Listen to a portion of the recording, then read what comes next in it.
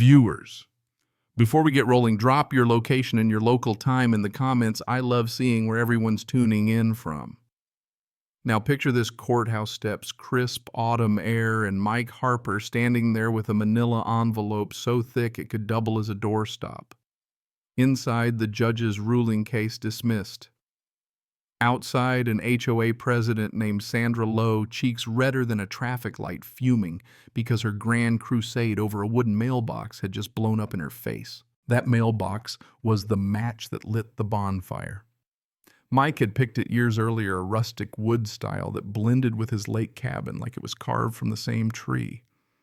For half a decade, nobody complained. Then Sandra arrived, mid-40s, freshly divorced, wearing what Mike called Karen in hiking boots energy. Within months, she was HOA president, and suddenly everything became a violation. A $500 fine for his mailbox. Mike could have swapped it out, but something in her clipped, smug emails lit a fuse in him. Historians still argue whether it was stubbornness, principle, or just the thrill of watching an HOA sweat. But whatever it was, Mike dug in his heels. At the first HOA meeting, Sandra didn't even look at him when he explained why his box was fine. She just shuffled papers like a senator killing time. Days later, court papers landed on his counter, sued, over a mailbox. That's when Mike's grin sharpened. If Sandra wanted a fight, he wasn't just going to defend himself. He was going to make sure every pine tree in that community remembered his name. The legal slog lasted months. Mike's lawyer Rachel was whip smart, the kind who could slice through HOA jargon like a hot knife through butter. Together they gathered photos of every non-compliant box in the neighborhood, 5, 10 a dozen, stacking evidence higher than Sandra's frown lines. And then came the eureka moment. While combing zoning maps, Mike discovered a sliver of land at the very front of the neighborhood, unclaimed in the records. Technically county property, technically available, and technically touching his lot. That oddball quirk was the equivalent of finding a golden ticket.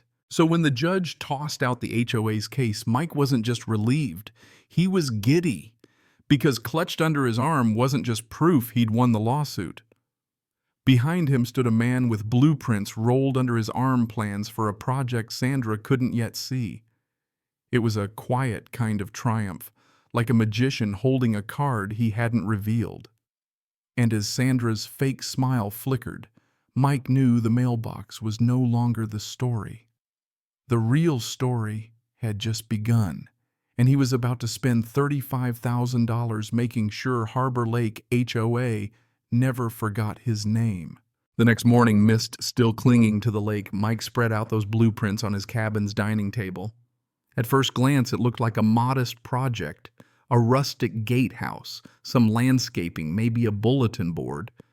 But the real gem wasn't the design. It was the location. That narrow strip of land he'd quietly purchased now sat squarely at the only paved entrance into Harbor Lake. If anyone wanted in or out, they had to cross his property. It was like buying the front doormat of a castle and then realizing you owned the drawbridge too. Neighbors didn't know it yet, but Mike had just changed the geography of their lives.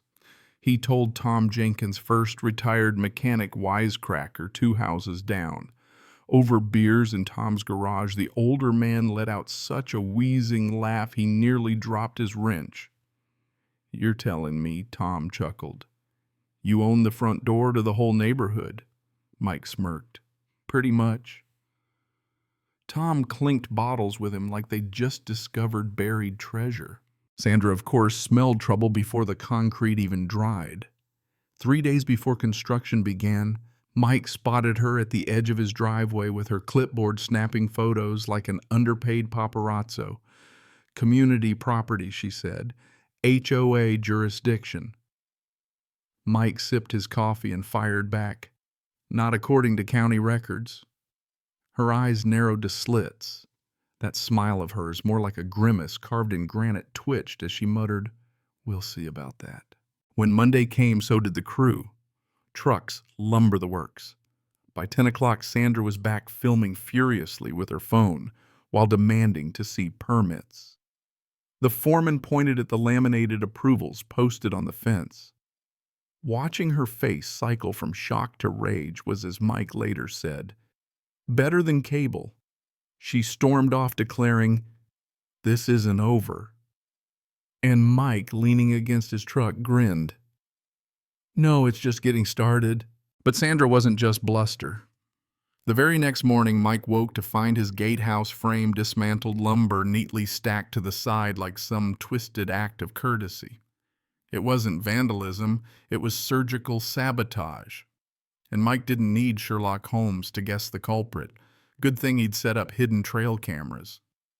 Later at the sheriff's office, deputies pulled up night vision footage clear as day, Sandra herself in a hoodie directing two men like a conductor, waving a bitter little baton.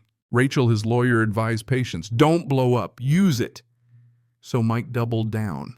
He ordered more materials, drew up beefier blueprints, and widened the design to include stone columns and a keypad entry system. This wasn't just rebuilding, this was escalation. And when county inspectors showed up to verify his permits, Sandra tried one last desperate protest. "You can't put up a gate," she hissed. The inspector deadpanned, "Ma'am, this is county property now. Your HOA has no authority here." Historians still argue whether Sandra's red-faced silence that day was fury, shame, or the sudden realization that she'd just lost control of her own kingdom. Either way, it was the moment neighbors began whispering in their driveways. Harbor Lake wasn't under Sandra's thumb anymore. It was under Mike Harper's gate. By the time the cedar beams were swinging into place and the keypad clicked to life, Sandra's reign was crumbling. She tried every trick letters finds, even a stop work sign staked into Mike's gravel. That was her fatal move. Rachel filed for a restraining order so tight it practically wrapped the HOA in bubble wrap. From then on, if Sandra or her board so much as stepped a toe onto Mike's land, they risked contempt of court. For the first time in months, construction finished without interruption, and the neighborhood rolled past Mike's towering new gate like pilgrims under an arch. But Mike wasn't content with just the front door. While Sandra plotted, he was already playing chess on the lakeshore.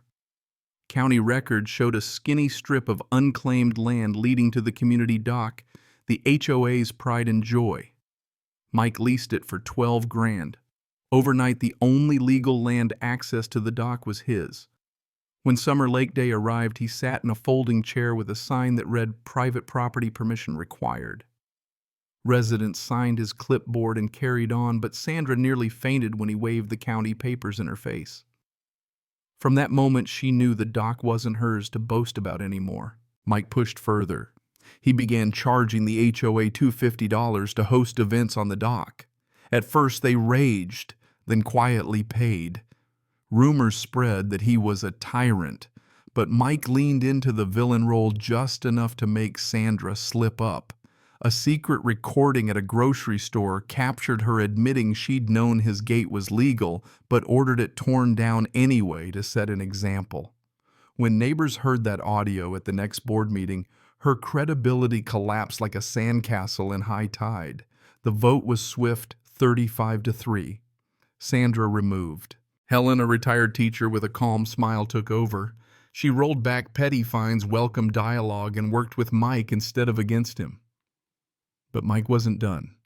He poured another $23,000 into a two-story boathouse and deck so striking it looked like a glossy magazine cover. Cedar siding, panoramic views, and rental slips that covered his property taxes. Sandra had to drive by it every time she visited.